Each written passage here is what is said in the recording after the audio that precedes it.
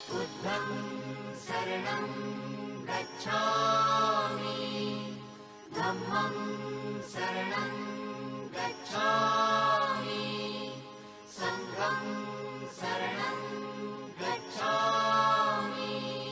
आज का जो प्रोग्राम हमारे साथ आदरणीय भिक्खु बोधिशील रंगाबाद से जुड़ने वाले थे, पर अनफॉर्चुनेट और सडन एक न्यूज हम आपके साथ शेयर करने जा रहे हैं। बंदे जी के फादर साहब जो हैं ही पास्ट हुए, सो इसलिए वो आज हमारे साथ नहीं ज्वाइन कर पा रहे हैं। लेकिन हमारे साथ आदरणीय जो हमारे गेस्ट स्पीकर हैं मिस्टर धर्म प्रकाश भारती, जो आगरा से हमारे साथ जुड़े हैं। और आज का जो प्रोग्राम है, जैसे हमने पिछले हफ्ते अनाउंस किया था कि हर महीने हम जो हमारे जो अम्बेडकरी योद्धे हैं और उनको आपके साथ रूबरू कराएंगे, जो हमारे बीच में नहीं है, और हम ये कोशिश करेंगे कि उनके परिवार के किसी न किसी सदस्य से आपकी मुलाकात करवाएं। सो आज का जो प्रोग्राम है वो हम डेडिकेट करने जा रहे हैं लेट चरणदास निताड़ जी को, जो पंजाब के योद्धे हैं। उनके परिवार के मेंबर हमारे साथ कनेक्ट हुए हैं, तो उनके बारे में जानेंगे।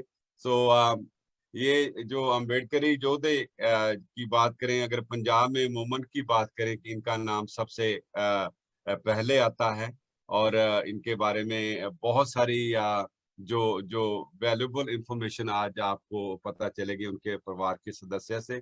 So wherever you are, if you feel safe, so please put your palm together. Let's do बंदना। उसके बाद हम आज का जो प्रोग्राम शुरू करते हैं। नमो तस् भगवतो अरहतो सम्मा संबुद्धस्स। नमो तस् भगवतो अरहतो सम्मा संबुद्धस्स। नमो तस् भगवतो अरहतो सम्मा संबुद्धस्स। Honor to him, the blessed one, the worthy one, the fully enlightened one. May all be healthy, happy, and peaceful. Sadhu, sadhu, sadhu. तो जैसे मैंने बताया कि आज हमारे साथ हमारे वेनेबल नहीं जुड़ पा रहे, लेकिन हमारे साथ आदरणीय हरबंस बिरदी जी और उनके साथ मनोहर बिरदी जी, जो वो भी 3 महीने चीवर में रहे हैं हमारे लिए, वो भी वेनेबल ही हैं। तो आज का जो प्रोग्राम हम रिक्वेस्ट करते हैं कि आदरणीय हरबंस बिरदी जी से वो आज का प्रोग्राम शुरू करेंगे। बिरदी साहब, नमो बुद्धाय, जय भीम, वेलकम टू द मावे। नमो बुद्धाय, जय भीम। मेरी आवाज तो ठीक सुन रही है? जी जी जी, ठीक है, ओके। ये बहुत दुख की बात है कि आज हमारे साथ भंते नहीं जुड़ सके, क्योंकि उनके पिताजी हमें सदा के लिए छोड़ गए हैं। और जिस बुद्ध विहार में वो रहते हैं, उनका जो नेटिव गांव है वो 400 किलोमीटर है। तो उसके लिए हम धम्मा वेव की ओर से भी सबसे माफी मांगते हैं। और आज के प्रोग्राम की शुरुआत मुझे आनंद जी ने कहा कि 3 जो हमारे बौद्धों के लिए इम्पोर्टेंट बातें हैं वो हमें बताइएगा। तो जो मेरे दिमाग से, जो मेरे एक्सपीरियंस से, जो हम बाबा साहब के अनुयायी हैं, बाबा साहब ने हमें धम्म का रास्ता दिखाया है। यहाँ पर पंजाब में या सभी सारे भारत में जो जिस जाति में हम पैदा होते थे, जो भी जाति हमें अपने आप को हमसे ऊंचा समझती थी, वो हमें नजदीक भी नहीं बैठने देते थे। लेकिन बाबा साहब ने हमें धम्म दीक्षा देकर 26 देशों के जो मेजॉरिटी बुद्धिस्ट हैं, सो 26 मेजॉरिटी देशों के हमें भाईवाल बना दिया है। तो एक बहुत बड़ा मिरेकल है मेरे लिए, क्योंकि अगर मैं थाईलैंड जाता हूँ, जब मैं पहली बार गया, अब भी, तो 4-5 लोग वेलकम करने के लिए आते हैं। जब मैं श्रीलंका गया 3 बार, तो लोग वहां वेलकम करने आए। तो जैसा मैंने पहले कहा कि जो जाति अपने आप को हमसे ऊंचा मांगती है, वो हमारे साथ खड़े नहीं होते। तो बाबा साहब ने हमें कितना बड़ा, कितना ऊंचा स्थान दे दिया कि दूसरे देशों में जब हम जाते हैं तो हमारे बौद्ध भाई वहां पे हमारा इंतजार करते हैं। क्योंकि भारत में हमारे बुजुर्गों से बहुत धम छीन कर उनसे हर इंसानी हक जो है वो भी छीन लिया था। और सबसे बड़ी जो दो इंसान के पास कामयाबी के लिए हथियार होते हैं वो है एजुकेशन और इकोनॉमिकली। तो ये दोनों ही नहीं, हर पहलू से हमें जो हमारा दुश्मन था उसने हमें एकदम हैंडीकैप बना दिया, अपहाज बना दिया। तो उसकी वजह से हमारे दिमाग में जो हर्षवर्धन के बाद हमारे कुछ स्पीकर, मैं उनको करेक्ट करना चाहता हूं, कोई कहता है 7,000 साल से हम गुलाम हैं ब्राह्मणों के, 5,000 साल से हम गुलाम हैं ब्राह्मणों के। अरे भाई, तुम इतने गए गुजरे थे कि 7 साल या 5,000 साल में आप कोई चेंजेस ही नहीं कर सके। ये बात गलत है। हर्षवर्धन तक हमारा राज था, हम राजे महाराजे थे। चंद्रगुप्त मौर्य से लेकर 1,000 साल का समय बनता है, तो हम हजारों साल गुलाम नहीं रहे। हाँ, अगर हर्षवर्धन की मौत जो 647 में हुई थी, उसके बाद अगर हम बाबा साहब ने जिस दिन हमें धम्म दिया तो वो 1100 साल बन जाता है, ठीक है। लेकिन ऐसा नहीं कि हम इतने नपुंसक हैं कि ब्राह्मणवाद ने हमें 5,000 या 7,000 साल गुलाम रखा। ये गलत है। तो क्योंकि उन्होंने हमारे दिमाग में जो भर दिया, हम कोई भी बात थी वो हम उनसे ऐसे हाथ मांगते थे, तो हमारे वो बात हमारे ब्लड में चली गई है। आज भी हमारे लोग देखो, ज्यादातर वो मांग ही करते हैं, हमें ये चाहिए, हमें ये चाहिए, क्योंकि वो हमारे खून में, हमारे जीन्स में मांगना, भीख मांगना या और किसी तरह मांगना, वो हमारे जीन्स में आ गया है। तो हमारे लोगों को, मैं ये नहीं कहता कि जो खुद अपने परिवार को बड़ी मुश्किल से पाल रहे हैं, लेकिन जो लोग, जिन लोगों के पास पैसा है, उनके पास नौकरी थी या नौकरी है, जो जितना भी दे सकते हैं, हमें बौद्धों को अपने आप में जो दान भावना है वो लानी चाहिए। जो मैं देखता हूं, क्योंकि मैं अब भी अक्टूबर को तमिलनाडु जा रहा हूं, तो हमारे लोगों में जो दान भावना है वो हमारे दुश्मन ने खत्म कर दी है। तो फिर से हमें जो दान भावना है वो लानी है। दान जरूरी नहीं कि हमें पैसे का ही करना है। अगर पैसे का नहीं कर सकते, जैसे हमारे नॉर्थ इंडिया में कहते हैं कि तन, मन और धन, इन तीनों में से कोई ना कोई हमें धम्म के लिए, बाबा साहब के मिशन के लिए दान करना चाहिए। ये मेरा सबको रिक्वेस्ट है, मेरी बेनती है कि हमें अपने आप में दान की भावना जो है वो लाना चाहिए। तो दूसरी बात जिससे मैं कभी कभी वरीड रहता हूँ, चिंतित रहता हूँ, वो ये कि जातिवाद एक ऐसा वायरस हमारे दिमागों में डाल दिया है कि वो जाति ही नहीं है। और जितने भी धर्म इंडिया में बाहर से आए, आप उनकी हालत देखो कि उनमें भी जाति है। मुसलमानों में ओरिजिनली जातिवाद नहीं है, लेकिन इंडिया में जो मुसलमान है, बांग्लादेश में है, पाकिस्तान में है, उनमें बिल्कुल जातिवाद है। क्यों? कि वो ब्राह्मणवाद के, वो मनुवाद के नजदीक रहे हैं। जैसे जिसको जुकाम हो जाता है, अगर आप उसके पास 15-20 मिनट बैठ जाओगे तो आपको भी जुकाम हो जाएगा।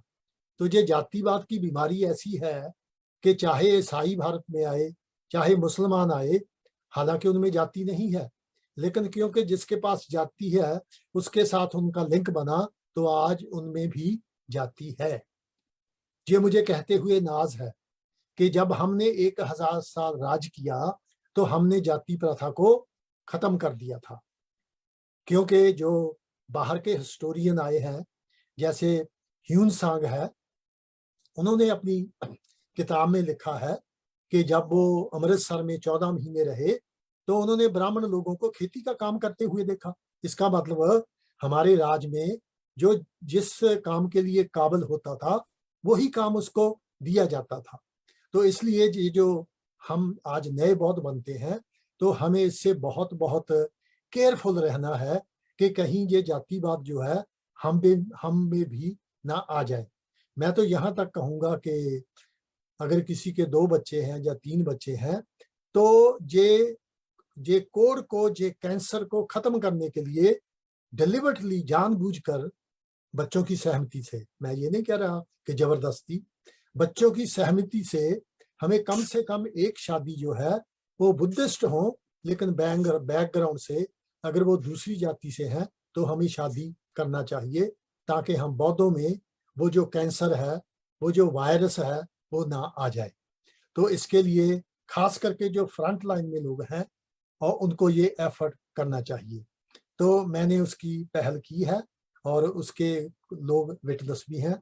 तो ये दूसरी बात हो जो मैं अपने अंबेडकर भाइयों को कहना चाहता हूँ कि जातिवाद पे हमें खास ध्यान देना चाहिए, कि हमें जाति प्रथा जो है इसको तोड़ना चाहिए, इसको तहस नहस करना चाहिए, क्योंकि हमारे बाबा साहब ने खुद कहा जो एनहिलेशन ऑफ कास्ट है, एनहिलेशन ऑफ कास्ट यानी कि पूरी तरह नाश करना, छोड़ना ही नहीं है, उसका पूरी तरह नाश करना है। तो हमारे लोग जो है इस पॉइंट की तरफ ध्यान दें और जातिवाद को तोड़े, जानबूझकर बच्चों की सहमति से कम एक बच्चे की इंटरकास्ट शादी कीजिए बौद्धों में। तो ये दूसरी बात है। और तीसरी बात जो बार बार हमारे सामने आती है, हम कुछ भी करते हैं जो लोग बहुत कम जानते हैं, जहाँ अभी नए नए बने हैं, बुद्धिस्ट बाबा साहब के मिशन में आए हैं, जैसे वो कहते हैं ना कि जो नया मुसलमान बनता है, जो खानदानी मुसलमान होता है, वो तो मक्के जाने के लिए इतना एक्साइटेड नहीं होता, लेकिन जो नया मुसलमान बनता है वो बहुत एक्साइटेड होता है कि मुझे मक्के जाना है। इसी तरह जो हमारे नए बुद्धिस्ट बने हैं, वो हर बात को जो उसके बाजू वाला खड़ा कह देता है, वो उसी को पकड़ के चल देते हैं। यानी कि कोई भी काम जो बौद्धों में रीति रिवाज है, अगर हम करते हैं, क्योंकि वो समझते नहीं है, तो वो जल्दी से कह देते हैं ये तो ब्राह्मण करते हैं, ये तो हमें नहीं करना चाहिए, बिना सोचे, बिना किसी पढ़े लिखे जो बौद्ध धर्म के बारे में जानते हैं, बिना उनको पूछे। तो मेरा हम खास करके नौजवानों से निवेदन है कि कल को ऐसा नहीं कह देना कि ब्राह्मण भी जो रोटी है उसकी एक पंजाबी में बुरकी तोड़ के खाता है तो हम पूरी की पूरी रोटी खाएंगे, ऐसा नहीं है। और दूसरी बात के ये जो ब्राह्मण है, ये तो यूरेशिया से आए हैं, जो कुछ इनके पास अकल की बात है वो इन्होंने हमसे सीखी है, तो फिर हम इनकी कॉपी कैसे करेंगे? ये इन्होंने हमारी कॉपी की है। सबसे बड़ी कॉपी मैं आपको बताता हूं, जो इनका शवास्तिका है वो इन्होंने हमसे चोरी किया है। दिल्ली जो नेशनल म्यूजियम है उसमें जो मोहनजोदारो हड़प्पा से चीजें निकली हैं, मैंने अपनी आंखों से खुद देखा है, मैंने फोटो भी ली थी, लेकिन ये टेलीफोन चेंज होते रहते हैं और फोटो चले जाते हैं। तो आप कभी दिल्ली जाओ तो जो नेशनल म्यूजियम है उसमें पड़ा है जो शवास्तिका इन्होंने चालाकी से क्या किया, जो हमारा शवास्तिका है वो लेफ्ट हैंड को जाता है, तो इन्होंने उसको राइट हैंड करके वो अपना शवास्तिका बना लिया। तो इस तरह से मैं बहुत बातें बता सकता हूं, लेकिन हम इनकी कॉपी कोई नहीं कर रहे, ये हमारी कॉपी कर रहे हैं। यहाँ तक कि जिस संस्कृत को ये कहते हैं सबसे पुरानी भाषा है, अरे भाई वो भी आपने पाली भाषा से चोरी करके अपनी संस्कृत बनाई है 9वीं 10वीं सदी में, क्या 9वीं 10वीं सदी में। तो इसलिए मेरा नौजवानों से निवेदन है कि कोई भी बात जो नई उनके लिए होती है उसको फौरन मत कहना कि ये हम ब्राह्मणों की कॉपी कर रहे हैं। और पंजाब में ये बात कह के मैं अपनी बात खत्म कर दूंगा। और जो हमारे पंजाब के ब्राह्मण हैं यानी केसधारी, अब उन्होंने क्या किया कि जी जो गोत्र है, जो सरनेम है, जो फैमिली नेम है, वो नहीं लिखना चाहिए, उससे जाति का पता चलता है। अरे भाई, जो आपके पंजाबी गानों में 80% गानों में जो जट जट जट आप कहते हो, उससे जातिवाद का पता नहीं चलता, सरनेम लिखने से चलता है, फैमिली नेम लिखने से चलता है। उसका रीजन ये है कि पंजाब की 4-5 जातियों में जो सरनेम है वो मिलते हैं, और हमारे जैसे लोग उनको कहते हैं अरे भाई तुम्हारा सरनेम भी वही है, उस जाति में भी वही है, उस जाति में भी वही है, तो इसका मतलब हम एक थे। ये बात मानने के लिए वो तैयार नहीं थे। वो कहते हैं इसका मतलब चमारों के और सफाई मजदूरों के हम इनमें एक थे? नहीं नहीं नहीं। तो उन्होंने ये प्रचार शुरू कर दिया कि पीछे नाम ही नहीं लिखना चाहिए। और ये जो सरनेम लिखना है, जो फैमिली नेम है, अरे भाई ये चाइना से शुरू हुआ था। उसका मतलब सिर्फ एक ही था कि जो जीन्स है वो एक नहीं होना चाहिए। किसी डॉक्टर से बात कर लेना, अगर सेम फैमिली में लड़का लड़की नजदीक के हैं तो बच्चे हैंडीकैप पैदा होंगे। तो इसीलिए गोत्र इसलिए रखे गए थे। हमारे पंजाब में तो 4 गोत्र उधर से, 4 उधर से, 8 गोत्र रखे जाते हैं।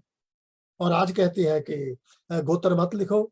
मैं 2 विद्वानों की बात करूंगा। उन्होंने स्पेसिफिकली, एक विद्वान ने कहा, अरे भाई लोग अपने नाम के पीछे विरदी लगाते हैं और पीछे झुम्मट लगाते हैं। तो हमारा एक नौजवान दुबई में रहता था, तो उसने उसको उसी वक्त फोन किया कि भाई तुम बताओ कि तुम अपनी बेटी का अपने गोत्र में शादी करोगे? वो आगे बोला ही नहीं है। एक और पंजाब में विद्वान है, तो मेरे रिश्तेदारी में से उसके बेटे के साथ कर रहे थे, तो जिसको मैंने अप्रोच किया भी उसके बात करो, तो जब वो बात करने गया तो सबसे पहले उससे पूछा लड़की का गोत्र क्या है, उसकी माँ का गोत्र क्या है, और वो अपने नाम के पीछे अपने गांव का नाम लिखता है, कहता है कि गोत्र नहीं लिखना चाहिए। तो इस तरह से जो कुछ बातें हैं, अरे भाई पूछ लिया करो। जो बौद्ध धर्म के बारे में थोड़ा बहुत जानते हैं, किसी की बात सुन के इतना एक्साइटेड मत हुआ करो कि आप हर बात को ब्राह्मणों की ही बात मान लें। Thank you very much. बोलने के लिए तो मैं और भी बोल सकता हूँ, लेकिन और भी बाकी बैठे हैं। Thank you very much. नमो बुद्धाय, जय भीम।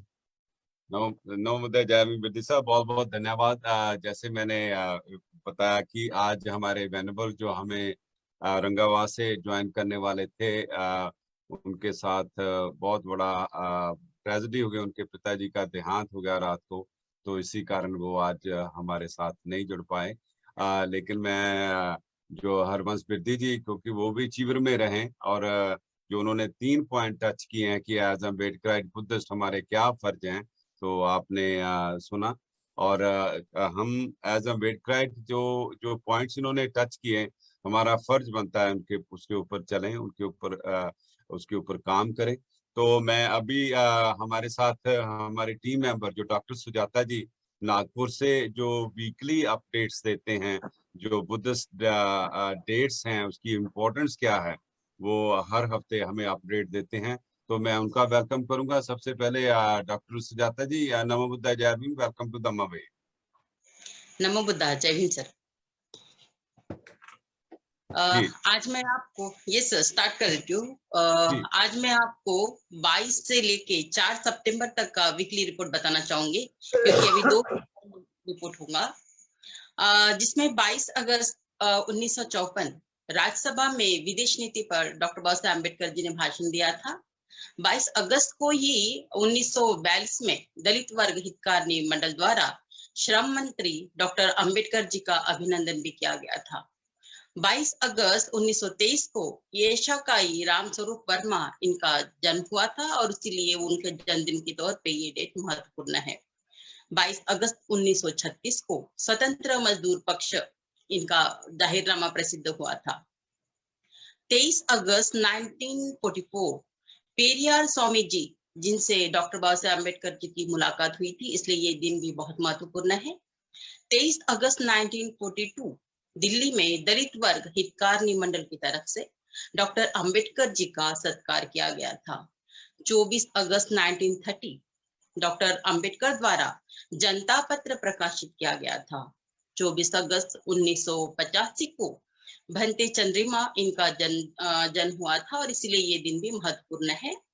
24 अगस्त को राजश्री शाहू महाराज इन्होंने एक आदेश दिया था कि खाटी को गाय को नहीं बेचना, इसलिए ये भी बहुत महत्वपूर्ण है। 24 अगस्त 1958 को डॉक्टर बाबा साहेब अम्बेडकर को बुद्ध धर्म के स्वीकृत करने के बाद उन्हें देखा जाए तो ज्यादा समय नहीं मिला, क्योंकि 1956 में ही फिर उनकी डेथ होती है। उसके बाद उनकी जो इच्छा थी, डॉक्टर अम्बेडकर इनको ऐसा लगता था कि बुद्धिस्ट सेमिनरी वो निकाले, लेकिन वो कर नहीं पाए। इसलिए उनकी जो इच्छा थी उनके मरने के बाद में वामन राव गोडबोले इन्होंने स्वीकृत की थी और वो आगे बढ़ा रहे थे। इसको ध्यान में रखते हुए जब वो काम कर रहे थे वामन राव गोडबोले, उस समय में श्रीमती गोपिकाबाई ठाकरे जो कुंभी समाज की महिला थी, इन्होंने एक बहुत बड़ी हिम्मत की उस समय में। तो उन्होंने ये ध्यान में रखा कि वो डॉक्टर बाबा साहब अम्बेडकर को तो बहुत मानती थी, इसलिए उन्होंने अपनी जो जमीन है वो 11.5 एकड़ जमीन उन्होंने वामन राव गोडबोले को इसलिए दान में की थी कि आप बाबा साहब का कार्य पूरी तरह से चलाइए, उनका जो सपना था उसको पूरा करने की कोशिश कीजिए। और इसलिए फिर चिचोली नामक गांव में, जहाँ पे शांति स्तूप भी बनाया गया है, बहुत फेमस है, दूर दूर से विदेशी लोग आके वो देखते हैं। तो ये बहुत बड़ा काम उस समय में था जो एक कुंभी महिला ने किया था।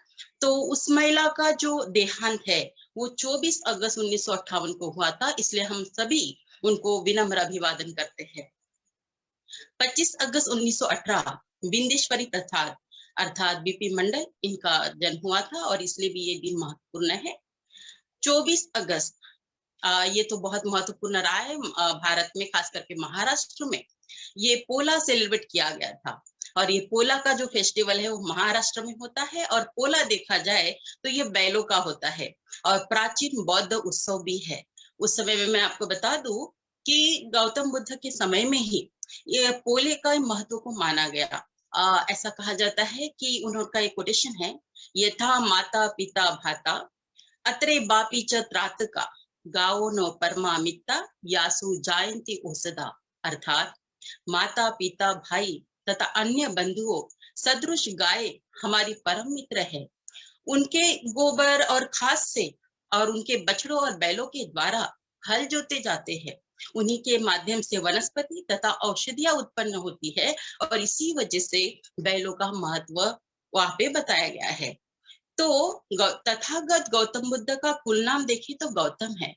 गौतम मतलब बैल प्राणी जो किसानों का सबसे महत्वपूर्ण मित्र है, इसलिए तथागत बुद्ध के प्रति बैल के सम्राट अशोक ने अपने रामपुरवा के धम्म स्तंभ पर शिल्पित किया था। वैद्य प्राणी को अगर हम देखेंगे तो नंदी भी कहा जाता है। पाली साहित्य में सिद्धार्थ अपने पिताजी के साथ खेत में गए थे, तब शाक के लोग किसानों का मंगल उत्सव मतलब बप्पा मंगल उत्सव उसको कहते हैं, और वर्तमान में पोला उत्सव उसको कहते हैं। ये परंपरा हिंदू सभ्यता से जारी थी, क्योंकि सिंधु सभ्यता में बैल प्राणी को काफी महत्व दिया गया था। बप्पा मंगल उत्सव मनाने के लिए राजा शुद्धोधन इन्होंने 500 सोने के हल को चलाने के लिए अपनी तरफ से पूरी तरह से मुहा दी थी, और उनके साथ में सिद्धार्थ भी थे। जहां पर बीज बोए जा रहे थे और उस मौके पर बप्पा मंगल स्तुति भी गाया गया था। ये तो बात उस समय की है, लेकिन आज जो अभी हरवंश बिरजी जी ने जो बताया है ये बात बिल्कुल सही है, क्योंकि अभी ही हम बताएंगे आपको, क्योंकि वीकली रिपोर्ट की बात है और जो घटना इंपॉर्टेंट है वो बताने जाने को कहा है। तो अभी आप देखेंगे कि महाराष्ट्र के बुलढाना जिले में मेहकर नाम का एक तालुका है, और वहां पे मुलामाड़ी नाम का गांव है। अभी जिस दिन 26 अगस्त को जब ये पोला था, तो उस समय में महार जाति का एक बूढ़ा इंसान वहां पे अपना बैल लेके खड़ा था। तो ऐसे समय में गांव के जो उच्च वर्णीय लोग थे उन्होंने उनको लकड़ी से मारा पीटा, और ये बहुत बड़ी घटना हो गई, वीडियो भी उसका वायरल हो गया। तो आज भी जाति भेद किस तरह से है ये बताया जा रहा है, और हर जगह पे अपने को देखने को मिलता है। तो ये 26 अगस्त के बाद मैं आती हूँ 27 अगस्त को। तो 27 अगस्त 1950 डॉक्टर अंबेडकर द्वारा छात्रों को संदेश दिया गया था। 27 अगस्त 1955 को डॉक्टर अंबेडकर इनके अध्यक्षता में शेड्यूल कास्ट फेडरेशन के कार्यकारी मंडल की बैठक भी हुई थी। 28 अगस्त 1936 संत नामी सुधारक समाज संस्था की तरफ से नागपुर में समाज सुधारक और शिक्षा इस विषय पर एक बहुत बड़ी सभा बुलाई गई थी। तो ये 28 अगस्त के बाद हम आपको बताएंगे कि बुद्ध धम्म ये रथ इसी वीक की बात है। दिल्ली में केदारनाथ ऑडिटोरियम में शुरू की गई है। दिल्ली के केंद्र सरकार में जो कैबिनेट मंत्री है उनका नाम है राजेंद्र पाल गौतम जी। उन्होंने बहुत बड़ा कार्य किया है, उन्होंने बहुत बड़ा संकल्प लिया है। 2025 तक 10 करोड़ लोगों को बौद्ध धर्म की दीक्षा देना ये उनका संकल्प है। ये जो बस है ये देश भर में इसको एकदम उमड़ पड़े श्रद्धालु, और भी इसमें बताए जाएंगे। तो इसका मकसद यही है कि भारत देश में शोषण मुक्त, जातिवाद मुक्त और छुआछूत मुक्त भारत बने, और यही संकल्प लेके उन्होंने काम किया है। और एक बहुत सुंदर सा नारा ऐसा है कि बुद्ध धम्म की क्या पहचान, मानव मानव एक समान। तो ये बात सच होने का एक और अच्छा उदाहरण मैं आपको देती हूँ जो पेपर में आ चुका है। तो स्नेहा जी का उदाहरण मैं आपको दूंगी। उन्होंने सबसे पहले बहुत बड़ा काम किया है, जो नो कास्ट नो रिलीजन ऐसे सर्टिफिकेट उन्होंने पाए हैं। तो भारत की पहली महिला बनी है स्मिता जी। इसके लिए जो हम बताए जाना चाह रहे हैं अभी कि जो स्नेहा जी है वो पेशे से वकील है। उन्होंने 9 साल से एक लंबी लड़ाई लड़ी है। वो चाहती थी कि जाति का जो कॉलम रहता है फॉर्म में वो कभी भी ना भरे, एक इंसान का जन्म है वो इंसान की तरह रहे। तो उन्होंने जब उन्होंने जो अपील की थी 2010 में, तो आखिर में 5 फरवरी 2019 को उन्हें ये सर्टिफिकेट मिला है। इतना लंबा 9 साल का उनको समय लगा, तब जाके उनको नो कास्ट नो रिलीजन का सर्टिफिकेट मिला है। और जाति और धर्म से कभी उन्होंने अपने आप को बांधा नहीं है, और उनके इस कदम की पूरे भारत में बहुत ज्यादा सराहना हो रही है, उनकी तारीफ हो रही है। और वैसे एक बात बताना चाहूंगी कि अगस्त महीने में ही नई दिल्ली के जवाहरलाल नेहरू के जेएनयू के जो वीसी थे, कुलगुरु अभी भी है, शांति श्री पंडित, इन्होंने कहा है कि कोई भी भगवान ब्राह्मण नहीं है। मंत्रालय की तरफ से जब दिल्ली में अम्बेडकर राइट केंद्र की इसमें doctor BR Ambedkar thoughts on gender justice decoding the uniform civil code, इस पर जब चर्चा हो रही थी तो उस समय में वो बोली कि कोई भी देवता ब्राह्मण नहीं है, भगवान शिव भी अनुसूचित जाति या अनुसूचित जमाती से ही हो सकते हैं। ब्राह्मण कभी भी स्मशान भूमि में नहीं बैठ सकते, इसलिए भगवान कभी ऊंची जाति के नहीं हो सकते। लक्ष्मी, शक्ति तथा जगन्नाथ ये सभी देव देवता आदिवासी है। फिर हम इतना अमानवीय भेदभाव आज भी क्यों करते हैं, ऐसा उनका प्रश्न था। ऐसा सवाल भी उन्होंने ही किया था। और वो कहते हैं कि बौद्ध धर्म सबसे महान धर्मों में से एक है। ब्राह्मणवादी हिंदू धर्म के पहले विरोधक अगर कोई रहे हैं तो गौतम बुद्ध जी रहे हैं। वो पहले तर्कवादी इंसान थे और डॉक्टर बाबा साहब अम्बेडकर उससे फिर से पुनर्जीवित करे थे। और कुलगुरु शांति श्री पंडित ये कहती है कि मैं हमेशा अपने पर्स में डॉक्टर बाबा साहब अम्बेडकर जी का फोटो रखती हूँ। तो जो उनका हिंदू कोड बिल का जो सपना था शायद इस वाक्य से पूरा हो रहा है, ऐसा समझ में आ रहा है। तो 29 तारीख की तरफ मैं आती हूँ। 29 अगस्त 1947 संविधान सभा का गठन हुआ था। 29 अगस्त 2009 में यशकाई दिनाभाना ये जो संस्थापक थे और सदस्य भी थे भामसेप के, इनका देहांत हुआ और इसीलिए उनके स्मृति के तौर पे ये दिन बहुत ही महत्वपूर्ण माना जाता है। 30 अगस्त 1947 डॉक्टर बाबा साहब अम्बेडकर संविधान प्रारूप समिति के चेयरमैन चुने गए थे। 31 अगस्त 1930 सुरई ससाई का जन्मदिन रहता है। अब ये तो बहुत ही जाने माने ऐसे बौद्ध भिक्षु है। इन्होंने रामटेक की नागार्जुन टेकरी पर जो अतिक्रमण फैला है, आज के दौर में बता रही हूँ, रोज पेपर में आ रहा है इनका, तो जो अतिक्रमण फैला है मंदसौर में, रामटेक में, उसके लिए उन्होंने कोर्ट में एक अपील की है। तो नागार्जुन जो गौतम बुद्ध जी के श्रेष्ठ ऐसे शिक्षक थे, गुरु थे, तो नागार्जुन ये विदर्भ में जन्मे हैं। वो भगवान बुद्ध के श्रेष्ठ शिक्षक के रूप में केवल भारत में ही नहीं तो जापान जैसे देश में भी उनकी बहुत बड़ी पहचान है। उन्होंने महायान को लोगों में प्रस्तावित किया था। और नागार्जुन आप लोग को ख्यात होगा कि आयुर्वेदाचार्य भी रहे हैं। वो सातवाहन राजा के अच्छे मित्र थे। मंदसौर और रामटेक की नागार्जुन गुफा और टेकड़ी इन्हीं से संबंधित है। फिर मैं आती हूँ 31 अगस्त 1947 31 अगस्त 1947 बाबा साहेब संविधान प्रारूप समिति के अध्यक्ष चुने गए थे। 1 सितंबर 1911 ललित सिंह यादव इनका जन्म हुआ था, इसलिए ये दिन भी महत्वपूर्ण है। 1 सितंबर 1951 राष्ट्रपति डॉक्टर राजेंद्र प्रसाद ने औरंगाबाद में मिलिन कॉलेज की आधारशिला रखी थी। 2 सितंबर 1953 भाषिक राज्य निर्मिति के विधेयक पर डॉक्टर बाबा साहेब अम्बेडकर इनका भाषण हुआ था। 3 सितंबर संत दुर्बलनाथ इनकी जयंती रहती है। और 3 सितंबर 1946 शेड्यूल कास्ट फेडरेशन। तो डॉक्टर बाबा साहब अम्बेडकर के आदेश पर पूना करार के विरोध में नागपुर में सत्याग्रह किया गया था, इसलिए 3 सितंबर भी बहुत महत्वपूर्ण है। 4 सितंबर 1927 डॉक्टर बाबा साहब अम्बेडकर इनकी अध्यक्षता में समता समाज संघ की स्थापना हुई थी। इस तरह से ये दोनों हफ्ते का 2 वीक्स का वीकली रिपोर्ट मैंने आपको बताई। बहुत बहुत धन्यवाद, शुक्रिया। नमो बुद्धाय, जय भीम। नमो बुद्धाय, जय भीम। डॉक्टर सुजाता, आपका बहुत बहुत धन्यवाद। जैसे डॉक्टर सुजाता हमारे टीम मेंबर्स हैं और हर हफ्ते जो इम्पोर्टेंस जो डेट्स होती हैं हर दिन की, जो हमारे अम्बेडकरियों और बुद्धिस्ट के लिए क्या महत्ता रखती है, वो एक्सप्लेन करती हैं। और बहुत सारे हमें अच्छी फीडबैक आती है डॉक्टर सुजाता, और बहुत सारे लोग जो जब यूट्यूब ये चैनल देखते हैं तो उसको रिकॉर्ड करते हैं, लिखते हैं कि इम्पोर्टेंस डेट जो आप शेयर करते हैं। आपका बहुत बहुत धन्यवाद।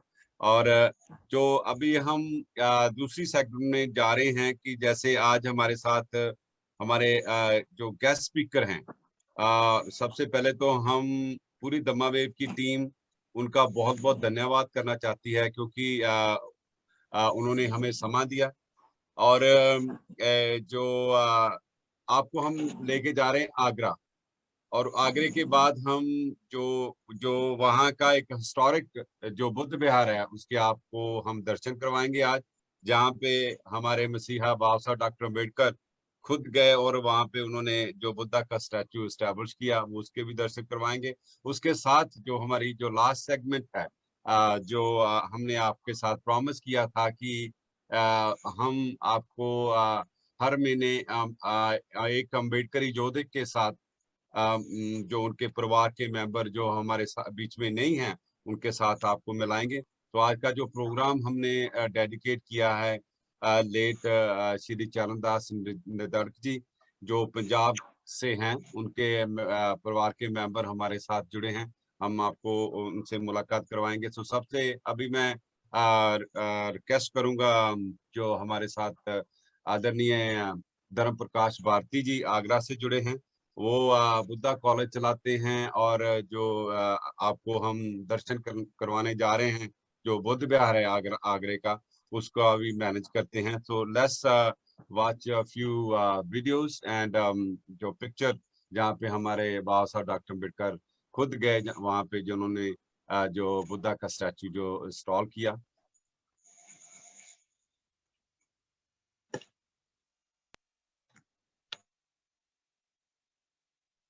तो ये जो हिस्टोरिक बुद्ध विहार जो है ये आगरा में स्थापित है। तो ये आप देख पा रहे हैं, ये जो पूरा पूरा का पूरा जो बुद्ध विहार का जो स्ट्रक्चर्स है वो वहाँ पे स्थापित किया गया, और अभी भी वैसे ही है। और जो धर्म प्रकाश जी पूरा डिटेल इसके बारे में बताएंगे। सो ये जो लाल किला का जो मैदान है जहाँ आगरा में है, जहाँ पे 18 मार्च 1956 को बाबा साहब डॉक्टर अम्बेडकर आए थे, उन्होंने बहुत बड़ी संख्या में लेक्चर भी दिया। और उसके साथ जो ये जो बुद्ध विहार आप देख रहे हैं कि ये जो इसका पूरे का ये स्तूप भी है उसके अंदर, और ये जो अंदर का पूरा जो अंदर का दृश्य आप देख पा रहे हैं, बहुत अच्छा सुंदर ये इसको सजा के रखा है। और दम देशना के लिए लोग बहुत ज्यादा संख्या में यहाँ पे आते हैं। तो ये जो स्टैचू आप देख पा रहे हैं, ये हमारे मसीहा बाबा साहब डॉक्टर अम्बेडकर ने खुद वहाँ पे ये इंस्टॉल किया, तो अभी भी वहाँ पे है। तो इसके बारे में हम जानेंगे।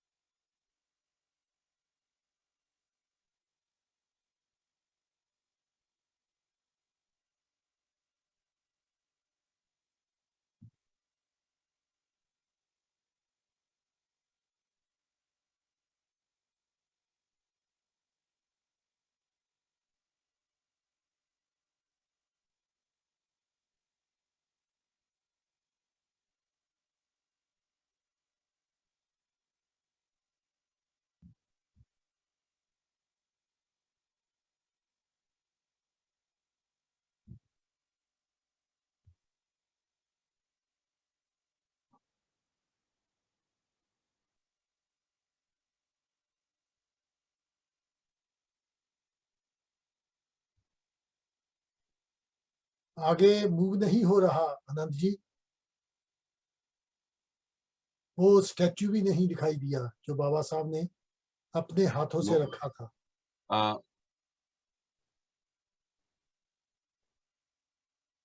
शायद कोई प्रॉब्लम आ गई है। जी हाँ, थोड़ा सा हाँ ठीक है। जय भीम, नमो बुद्धाय। मैं आपको लाया हूं पूर्वोदय बुद्ध विहार चक्की पाट आगरा। ये पूर्वोदय बुद्ध विहार चक्की पाट जो महाकारुणिक तथागत की प्रतिमा आप देख रहे हैं, यह वही प्रतिमा है जो 18 मार्च 1956 को परम पूजनीय बाबा साहब डॉक्टर अंबेडकर जी के कर कमलों द्वारा यहाँ स्थापित की गई थी। यह स्थान पूरे विश्व भर में बाबा साहब डॉक्टर अंबेडकर के नाम से प्रचलित है। उनके चरण यहाँ पड़े और उन्होंने इस बुद्ध मूर्ति को बुद्ध धर्म की दीक्षा लेने से पूर्व ये आगरा में उन्होंने स्थापित की थी। इसलिए इस बुद्ध विहार का नाम रखा गया है पूर्वोदय बुद्ध विहार। इस पूर्वोदय बुद्ध विहार में पूरी दुनिया के बाबा साहब डॉक्टर अंबेडकर जी को मानने वाले लोग, भगवान गौतम बुद्ध को मानने वाले लोग जो भी आगरा आते हैं, इस बुद्ध विहार के दर्शन वो अवश्य करते हैं, क्योंकि ये हमारे महापुरुष मुक्तिदाता, भारतीय संविधान के निर्माता, परम पूजनीय बाबा साहब डॉक्टर अंबेडकर जी के कर कमलों द्वारा इसको स्थापित किया गया है। तो इस बुद्ध विहार के मैं आज आप सब लोगों को दर्शन करा रहा हूँ। मैं धर्म प्रकाश, भारतीय बौद्ध, पूर्व विधायक, बहुजन समाज पार्टी आगरा, संस्थापक राष्ट्रीय बौद्ध महासभा, ये मैं आज अभी आपको लाया हूँ।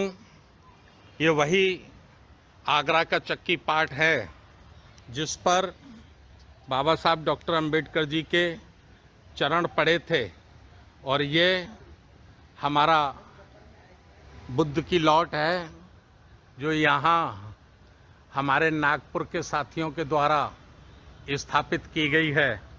और ये वो शिलालेख है जिस पर आगरा तथा इस लौट को स्थापित करने वाले गणमान्य लोगों के नाम अंकित हैं। तो मैं आपको बुद्ध विहार चक्की पाट से मैं आपको ये दिखा रहा हूँ। तो जैसे आपने देखा, ये जो एक हिस्टोरिक बुद्ध विहार है, और हम दम्मा वेब की टीम आपको निवेदन करती है, जब भी आप आगरा जाएं तो जरूर जाएं, बुद्ध विहार दर्शन करें और आदरणीय धर्म प्रकाश भारती जी से भी मुलाकात करें। तो मैं अभी दम्मा वेब की टीम की तरफ से उनका बहुत बहुत धन्यवाद करता हूं और वेलकम करता हूं। धर्म प्रकाश जी, नमो बुद्धाय, जय भीम, वेलकम टू दम्मा वेब।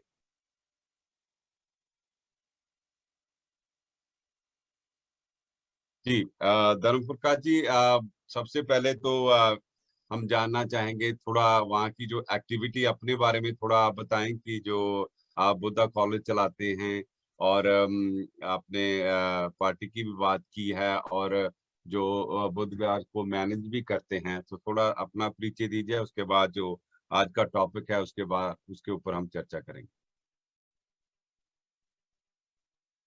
जी धर्म प्रकाश जी, आप सुन पा रहे हैं हमें? आपकी आवाज नहीं आ रही।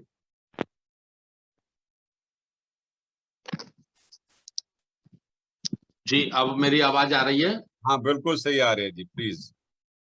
जी, सभी को नमो बुद्धाय, जय भीम। धम्मा वेबे टीम को भी मेरा सादर नमो बुद्धाय, जय भीम। मैं सबसे पहले धम्मावे टीम का सम्मान करना चाहता हूं कि मुझे आज आपके बीच में जुड़ने का मौका मिला। माननीय हरवंश वर्दी साहब के आदेश पर मैं जुड़ा हूं। आनंद बाली साहब के भी दर्शन करने का मौका मिला।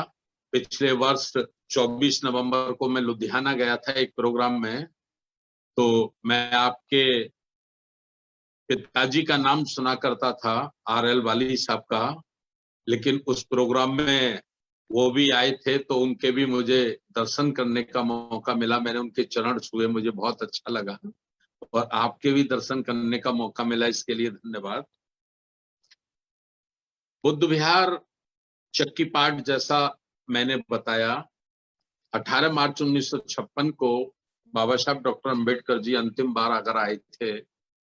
एक बहुत बड़ी विशाल सभा को उन्होंने संबोधित किया था लाल किला मैदान आगरा में, और उनका वो भाषण के कुछ अंश आज संपूर्ण भारत के कोने में गूंजते हैं। वो अंश थे, सबसे पहले बाबा साहब ने कहा था कि बेशुमार मुसीबतों का सामना करके, बड़ी मुश्किलों से मैं इस कारवां को इस मंजिल तक लाया हूं।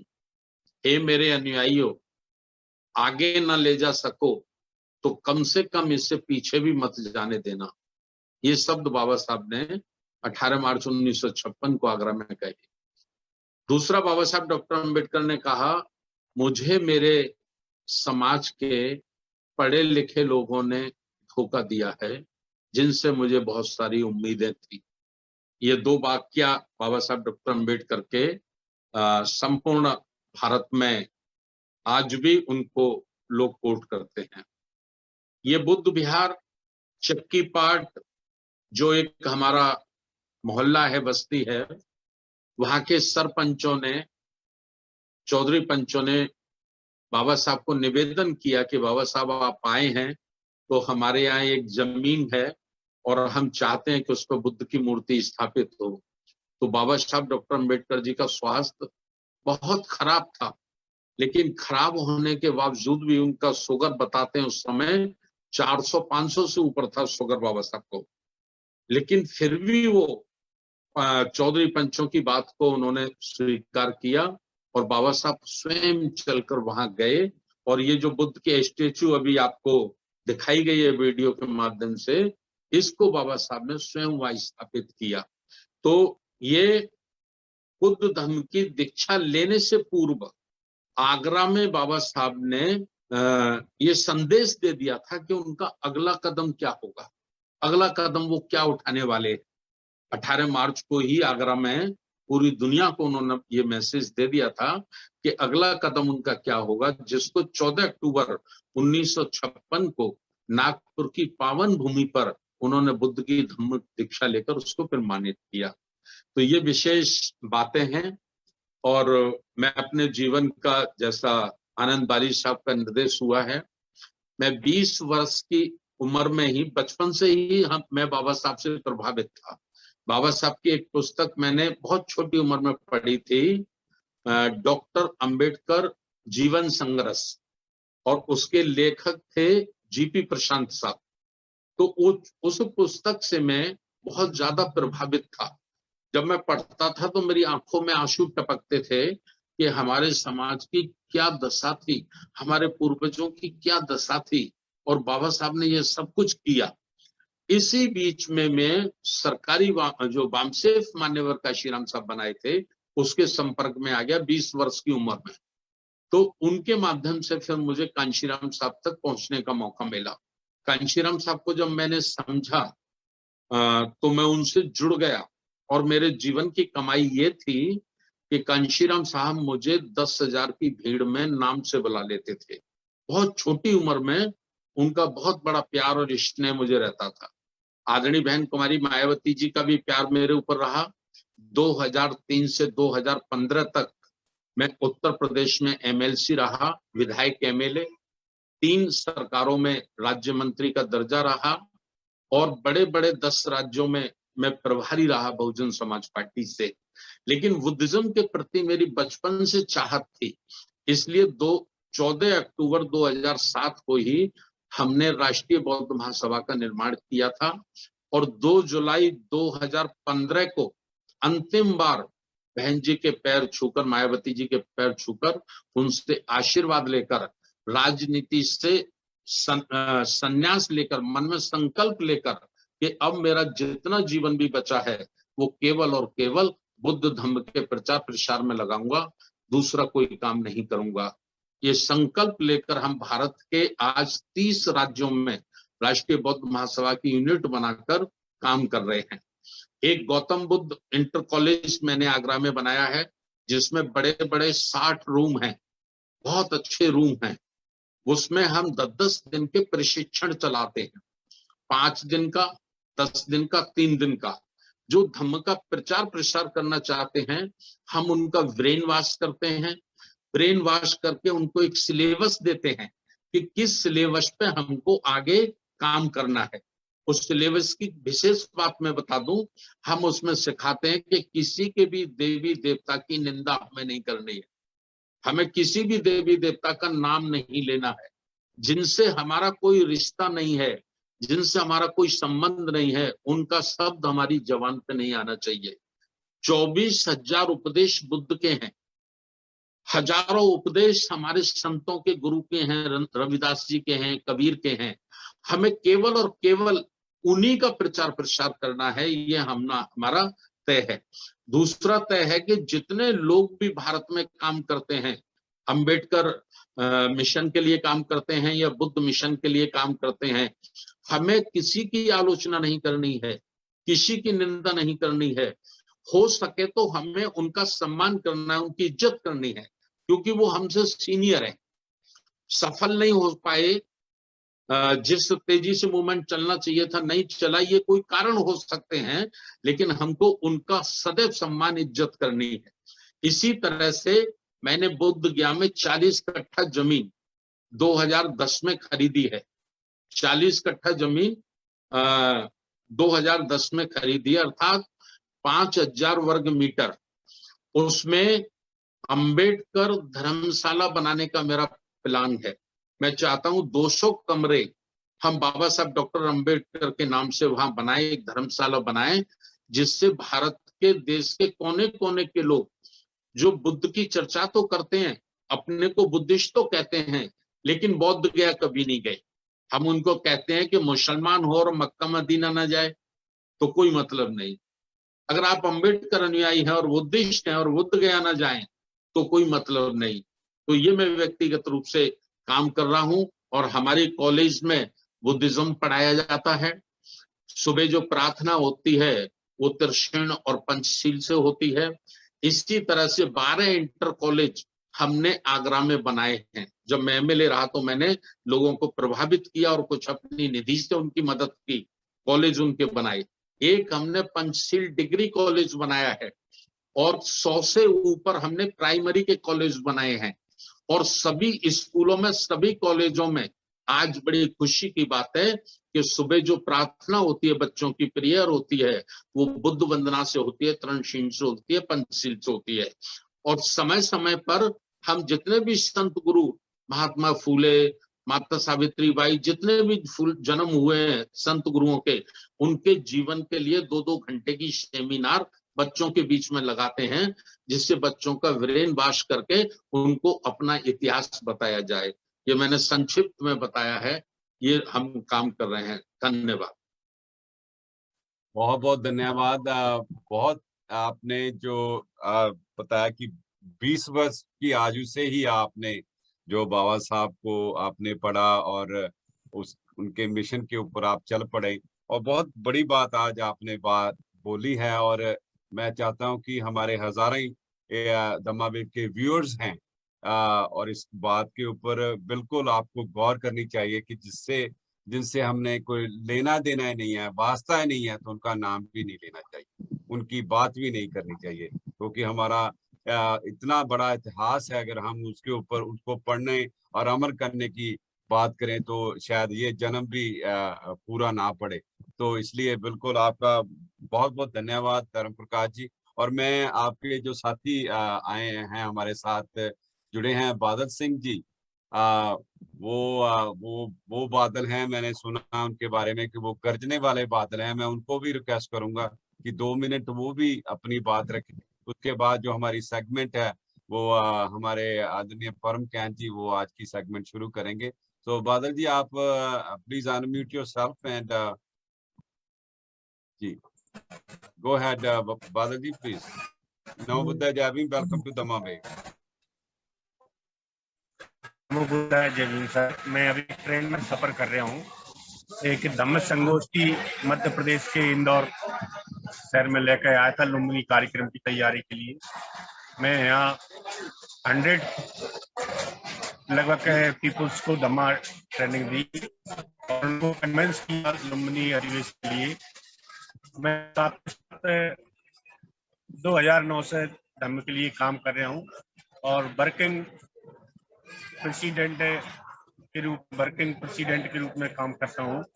और वृद्धि साहब से कई बार फोन पर भी बात हुई है और जूम मीटिंग के दौरान हमसे और सांची में जो हमारा बहुत बड़ा कार्यक्रम हुआ था 30 अप्रैल और 1 मई को, उसमें भी जूम के द्वारा वृद्धि साहब ने अपनी बात रखी थी। यहाँ तादाद में सांची में कार्यक्रम हुआ था और मुझे कभी समय मिलेगा तो मैं सांची के बारे में जानकारी रखूंगा। अभी मैं ट्रेन में हूँ इसलिए ज्यादा बात रखने में असमर्थ हूँ। क्षमा चाहता हूँ। नमो बुद्धाय जय भीम। बहुत बहुत धन्यवाद बादल जी, आपने हमें समय दिया। फॉर श्योर हम जरूर आपको लेके आएंगे। तो जो आप बात रखना चाहते हैं हम दर्शकों को हमारे जो व्यूअर्स हैं हम तक पहुंचाएंगे। सो आपका बहुत बहुत धन्यवाद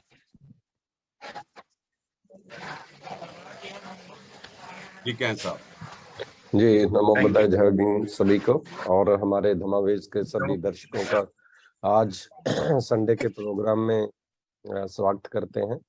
और आज का जो प्रोग्राम बहुत ही अच्छा चल रहा है और हमारे आदरणीय बेनवल भंते जी के जो फादर जी का डेथ हुआ उसके लिए हम अफसोस जाहिर करते हैं। और उनके ना आने का प्रोग्राम में तो सभी मिस करेंगे, क्योंकि हमारे धम्मा वेव्स के जो व्यूअर्स हैं वो चाहते हैं कि धम्म देशना भिक्षु संघ से मिले।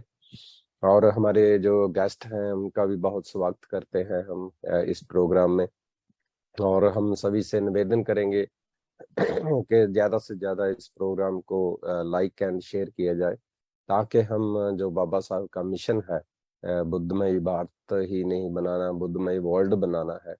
क्योंकि बुद्ध का जो संदेश है, बुद्ध का जो शिक्षा है उस पे चलकर हम सभी लोग जो अपना जीवन सुख और शांतमय बना सकते हैं। हमारे और भी जो गेस्ट हैं उनका भी हम स्वागत करते हैं कि वो धमावेज पे आए हैं और जो हमारा प्रोग्राम है वो देख रहे हैं। मैं हमारे जो आज के मेहमान स्पीकर धर्म प्रकाश जी का बहुत बहुत धन्यवाद करता हूं कि वो बाबा साहब के मिशन को काफी आगे ले जा रहे हैं। ये सही बात है कि हम इधर उधर पर ध्यान ना दें, हम अपना एनर्जी वेस्ट ना करें, ताकि जो हमारा ज्यादा एनर्जी है वो हमारे धम्म पे लगाएं, उसको उसके प्रचार प्रसार के लिए लगाएं, तो बहुत ही अच्छी बात है। तो आपका बहुत बहुत धन्यवाद सभी का। तो जो हमारा जो वीकली हमने सेगमेंट शुरू किया है उसके बारे में हमारे बलदेव भारद्वाज जी जो जलंधर से हैं और इनको बहुत ही सौभाग्य प्राप्त है कि ये हमारे बहुत ही रिस्पेक्टेड LR बाली जी के साथ रहते हैं, उनकी देखरेख करते हैं और उनके ही नक्शे कदम पर चल रहे हैं। उनका जो मैसेज है वो फॉरवर्ड करते हैं। तो मैं ज्यादा नहीं कहता हुआ मैं ये रिक्वेस्ट करूंगा बलदेव भारद्वाज जी से कि वो आए और जो आज का जो हमारा वीकली सेगमेंट उसके बारे में बताएं। और मैं उसके बाद फिर अपनी बात रखूंगा। बलदेव भारद्वाज जी, प्लीज अनम्यूट योरसेल्फ एंड जो आज का सेगमेंट है उसके बारे में थोड़ा बताएं हम। धन्यवाद। नमो बुद्धाय, जय भीम। बहुत ही आदरणीय श्री धर्म प्रकाश पार्टी जी, डॉक्टर सुजाता जी और धम्मा वेब्स को देख रहे सभी प्यारे साथियों, नमो बुद्धाय, जय भीम। मैं धम्मा वेब्स और उसकी टीम, विशेष करके श्री आनंद बाली, श्री परमकांत, श्री हरवंश विरदी, श्री मनोहर विरदी, श्री महेंद्र सल्लन का धन्यवाद करता हूं, जिन्होंने मुझे आपके रूबरू होने का मौका दिया है। साथियों, धम्मा वेव्स की ओर से आज का प्रोग्राम पंजाब से आरपीआई के अम्बेडकरी योद्धे श्री चरणदास निधड़क जी को समर्पित किया है। मैं चरणदास निधड़क जी के बारे में कुछ बातें आपको बताऊंगा। निधड़क साहब का पूरा नाम चरणदास निधड़क था। उनका जन्म 9 सितंबर 1899 को हुआ था। उनका पैतृक गांव मेटियाने के पास बघाना था, लेकिन गांव छोड़कर वह फगवाड़ा के संतोखपुरा मोहल्ला में रहने लगे थे, जो फगवाड़ा है पंजाब के डिस्ट्रिक्ट कपूरथला में आता है। भारतीय रिपब्लिकन पार्टी द्वारा 1964-65 के मोर्चे में निधड़क साहब ने विशेष भूमिका निभाई। इस मोर्चे के दौरान श्री गुरु रविदास महाराज जी की जयंती पर प्रतिवर्ष आयोजित होने वाले चक हकीम फगवाड़ा से साइकिल पर दिल्ली जाने वाले 101 अम्बेडकरी युवकों में श्री लाहौरी राम बाली, चरणदास निधड़क, हजारा राम बोधी, शहीद राम प्रकाश, दर्शन बोधी, सोनलाल सांपला जो आप फ्रैंकफर्ट जर्मनी में रहते हैं, शरदा राम रेरू, स्वर्णा राम प्रधान, मती राव, रतन गोपाल वीडियो, भागराम पतारा, बूटा राम, ग्राम लंदवा, लालचंद कमला, बलवीर कांत आदि शामिल थे। साइकिलों का ये जत्था 20 जून 1964 को दिल्ली अंबेडकर भवन पहुंचा। 1964-65 के मोर्चे का रिकॉर्ड ये है कि जेल भरने के आंदोलन में आरपीआई का रिकॉर्ड आज तक कोई नहीं तोड़ पाया। इस जेल भरने के आंदोलन के दौरान सोफी पिंड गांव के एक बुजुर्ग, जिनका नाम बंता राम जी था, वो जेल में थे। जब वो जेल में थे तो उसके पोते की मौत हो गई। कुछ कांग्रेसियों और उनके नेताओं ने बंता राम जी से कहा कि यदि आप माफी मांग लो तो हम आपको रिहा करवा देंगे। उस वीर योद्धे ने माफी मांगने से साफ इनकार कर दिया और कहा कि मेरे जाने से मेरा पोता जीवित नहीं हो जाएगा। ये साबित करते हुए कि वह अंबेडकर के एक सच्चे सैनिक थे, वे अपने पोते के अंतिम संस्कार में शामिल नहीं हुए। उस मोर्चे में हमारे एक युवक आबादपुरा जलंधर के राम प्रकाश भी शहीद हो गए थे। आरपीआई के कई नेता जेल में थे। निधड़क साहब जेल में नहीं थे, लेकिन आरपीआई के नेता होने के नाते पुलिस ने उनकी गिरफ्तारी के लिए 500 रुपए का इनाम रखा था। उस समय 1964-65 में ये 500 रुपए बहुत बड़ी रकम थी, जो आज तकरीबन 50,000 रुपए के बराबर है। जब शहीद राम प्रकाश के पार्थिव शरीर को शमशान घाट ले जाया जा रहा था तो निधड़क साहब सबसे आगे थे। रिपब्लिकन पार्टी ऑफ इंडिया का ये मोर्चा 15 जून 1964 को फगवाड़ा से दिल्ली तक शुरू हुआ और 6 दिसंबर 1964 को जेल भरो मोर्चा 70 दिनों तक चला। एक बहुत ही रोचक कहानी है कि चरणदास जी का नाम नितड़क कैसे पड़ा। ऐसा कहा जाता है कि फगवाड़ा के पास चक हकीम में, जहां श्री गुरु रविदास महाराज जी के जन्मदिन पर मेला लगता है, आसपास के गांव के जाट और अन्य उच्च जाति के लड़के मेले में आने वाली महिलाओं और बहनों का खुलकर मजाक उड़ाते थे। जब बात चरणदास जी के पास पहुंची तो उन्होंने कहा कि इस साल इन बदमाशों को सबक सिखाया जाएगा। चरणदास ने पुलिस अधिकारी से सांठ-गांठ कर उसका घोड़ा, वर्दी और हंटर आदि कुछ देर के लिए अपने कब्जे में ले लिए। खुद घोड़े पर सवार होकर जिसे भी एक महिला का मजाक उड़ाते देखा तो हंटर मार मार कर उनकी खाल उतार दी। इनमें से कई बदमाशों ने मेले से भागकर अपनी जान छुड़ाई। उस दिन से चरणदास नितड़क हो गए। दिल्ली गए साइकिल चालकों के समूह में 51 अम्बेडकरी तत्कालीन प्रधानमंत्री लाल बहादुर शास्त्री जी के आवास के सामने भूख हड़ताल पर चले गए। इधर पंजाब के लोगों ने भी भूख हड़ताल शुरू कर दी। पंजाब में आरपीआई के संघर्ष और दिल्ली में भूख हड़ताल के कारण प्रधानमंत्री लाल बहादुर शास्त्री के पुत्र हरिकृष्ण लाल उस समय के निर्भीक वक्ता बुद्धप्रिया मौर्य से बात करने के लिए भूख हड़ताल शिविर में आए थे। 19 जुलाई 1969 को वुल्वरहैम्पटन के 9 युवकों महेंद्र लाल बदन, तरसेम लाल चहल, सोनलाल गिंडा, सोनलाल रत्तू, तरसेम लाल कौल, जगदीश दादरा, चमन लाल रंधावा, महेंद्र पाल रंधावा और हरबंस लाल चंदड़ ने doctor Ambedkar memorial committee of great Britain की स्थापना की और शहीद राम प्रकाश की पत्नी को हर महीने 25 पाउंड भेजने का फैसला किया।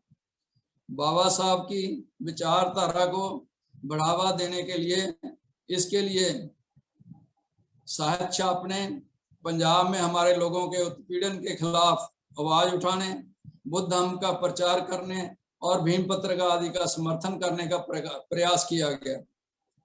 ये ब्रिटेन में बाबा साहब के नाम से पहली संस्था थी। शुरुआत में खतोखतावत करने के लिए महेंद्र बदन जी के घर का पता दिया गया। बाद में कमेटी ने पूरे ब्रिटेन के अम्बेडकरियों के समर्थन से वुल्वरहैम्पटन में एक कोने का घर खरीदा। बाबा साहब के 100 साला महान जन्म उत्सव 1991 में एक विशाल खाली प्लॉट लिया गया था और एक बुद्ध विहार और कम्युनिटी सेंटर बनाने की योजना के साथ आधारशिला रखी गई थी। एक बार ब्रिटेन के सभी अम्बेडकरियों ने इसके निर्माण के लिए उदारता पूर्वक दान दिया। आज वहां एक बहुत अच्छा बुद्ध विहार और कम्युनिटी सेंटर कार्य कर रहा है। निधड़क साहब बहुत अच्छे कवि थे। उन्होंने गरीबों और मजदूरों का आत्म सम्मान जगाने और उनमें जोश भरने के लिए कई कविताएं लिखी, जिनमें से एक बहुत अच्छी कविता इस प्रकार है। इस कविता का शीर्षक है बागी होना दस गया। मैं ये कविता क्योंकि पंजाबी में लिखी है तो पंजाबी में ये पढ़ के सुनाऊंगा, जो बहुत अच्छी है। जथेबंद हो पैरां उत्ते आप खलोना दस गया, झंडा चुक बगावत दा ओ बागी होना दस गया। भीम तू इस धरती उत्ते बीज कोई ऐसा बो दिता, सड़िया बुसिया सदियां दा तू ओ भी फड़ के धो दिता। पैरां दे विच रुलदा मोती तू लड़ी दे विच परो दिता। भारत दी तकदीर बना के ढोआ किसे ढो दिता, ढोआ किसे नू ढो दिता। ज्ञान गैस दी जोत जगा के फिर क्यों साथों नस गया, झंडा चुक बगावत दा ओ बागी होना दस गया। पता नहीं तेरे दिल दे अंदर क्यों गरीबी बसदी सी, जद लिखदा सी तदबीरां नू तकदीर भी तैथों नसदी सी। जानी जान सी दुनिया दा तू कलम तेरी ये दसदी सी, गांधी दी तू जान बचाई, अजब तेरी ये हस्ती सी, ਜਾਂਦਾ ਹੋਇਆ ਦੁਨੀਆ ਵਿੱਚੋਂ ਰਸਤਾ ਸੋਹਣਾ ਦੱਸ ਗਿਆ, ਝੰਡਾ ਚੁੱਕ ਬਗਾਵਤ ਦਾ ਉਹ ਬਾਗੀ ਹੋਣਾ ਦੱਸ ਗਿਆ। 21 ਸਾਲ ਮਰਨ ਤੋਂ ਪਹਿਲਾਂ ਕਸਮ ਤੂੰ ਐਸੀ ਖਾਧੀ, ਹਿੰਦੂ ਧਰਮ ਵਿੱਚ ਨਹੀਂ ਮਰਾਂਗਾ, ਹਿੰਦੂ ਧਰਮ ਅਪਰਾਧੀ, ਬੁੱਧ ਧਰਮ ਜਦ ਤੋਂ ਅਪਣਾਇਆ ਕਰਨ ਫਸਾਦ ਫਸਾਦੀ, ਪਰ ਜੰਦਰੇ ਮਾਰ ਕੇ ਭੀਮ ਸਿਆਣਾ ਪਾਸ ਲੈ ਗਿਆ ਚਾਬੀ, ਸੀਸ ਤਲੀ ਤੇ ਤਲੀ ਧਰ ਗਲੀ ਵਿੱਚ ਆ ਜਾਓ ਅੱਗੇ ਖੜੀ ਆਜ਼ਾਦੀ, ਮਾਰਚ ਕਰਦਾ ਜਾਈ ਨਤੜਕਾ ਮੰਜ਼ਿਲ ਬਹੁਤ ਦੁਰਾਡੀ, ਅੰਨਿਆਂ ਦੇ ਹੱਥ ਝੰਡਾ ਅੰਨਿਆਂ ਦੇ ਹੱਥ ਡੰਡਾ ਫੜਾ ਕੇ ਰਸਤਾ ਟੋਣਾ ਦੱਸ ਗਿਆ, झंडा चुक बगावत दा तू बागी होना दस गया। ये थी उनकी पंजाबी में कविता। जब नितड़क साहब इंग्लैंड के दौरे पर गए तो बेडफोर्ड में उनकी उपस्थिति में रिपब्लिकन ग्रुप यूके का गठन किया गया, जिसके अध्यक्ष अजीत कुमार भट्टी थे, जो अब ग्लासगो स्कॉटलैंड में रहते हैं। मरहूम चानन चाहल इस समूह के महासचिव थे। हमारे लोगों पर बढ़ते अत्याचारों और अन्य ज्वलंत मुद्दों को ध्यान में रखते हुए लंदन हाइड पार्क से लेकर भारतीय उच्चायुक्त तक नितड़क साहब के नेतृत्व में एक बहुत प्रभावी प्रदर्शन किया गया, जिसमें ब्रिटेन के सभी शहरों से बड़ी संख्या में अम्बेडकरी और बौद्धों ने बहुत जोशो खरोश के साथ कोचों में भाग लिया। गुरु रविदास संविधाओं, वाल्मीकि संविधाओं ने भी समर्थन किया। यूके के सभी शहर, वुल्वरहैम्पटन की doctor Ambedkar memorial committee, Birmingham से doctor Ambedkar Buddhist society, Bedford से doctor Ambedkar mission society, east London से Ambedkar international mission, Southall से अंबेडकर बौद्ध संघ, लेचवर्थ से राममूर्ति सुमन और उनके सहयोगी, जहां भी अंबेडकरी और बौद्ध रहते थे उनके समारोह आयोजित किए जाते थे। उन दिनों बाबू मंगूराम जी भी यूके गए हुए थे। वे एक दो कार्यक्रमों में साथ इकट्ठे नजर आए। उन दिनों निधड़क साहब ज्यादातर बेडफोर्ड में मरहूम चानन चाहल के घर पर रहते थे। दिसंबर 1980 में क्रिसमस पर श्री हरवंश बिरदी ब्रिटेन से 2 सप्ताह की छुट्टी के साथ पंजाब आए और नितड़क साहब के पैतृक गांव बघाने में रिपब्लिकन पार्टी ऑफ इंडिया के पुराने नेताओं का एक सम्मेलन आयोजित किया। इस सम्मेलन में डॉक्टर गुरचरण सिंह खमानो, बलवंत सिंह सरहाल, लाहौरी राम बाली, दासराम सूद, चरणदास नितड़क आदि शामिल हुए।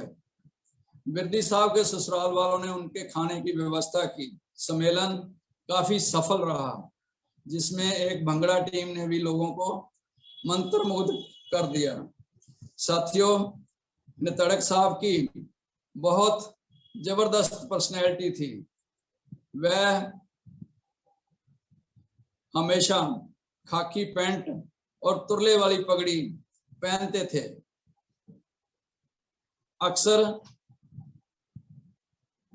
चरणदास नितड़क जी और श्री लाहौरी राम बाली प्रोग्रामों में साइकिलों पर तकरीबन एक साथ जाते थे।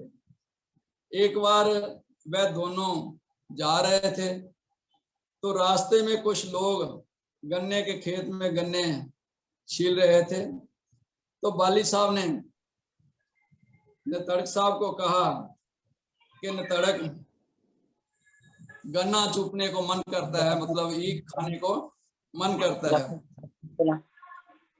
तो नितड़क साहब साइकिल से उतरे।